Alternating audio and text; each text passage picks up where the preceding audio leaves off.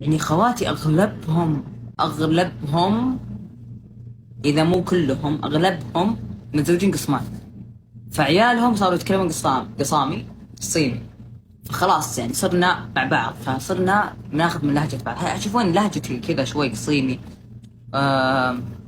يعني مثلا أقول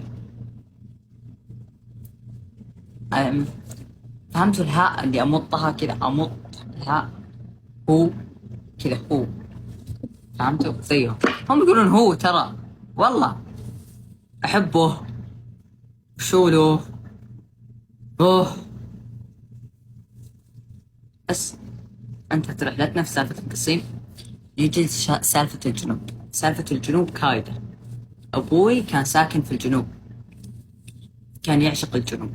يعني ما أدري المكسات اللي فينا غريبة. أمي حيلية، أمي مصرية، جدتي حايلية، وأبوي من ولد حايل، ففيه لهجة حايلية مرة كبيرة.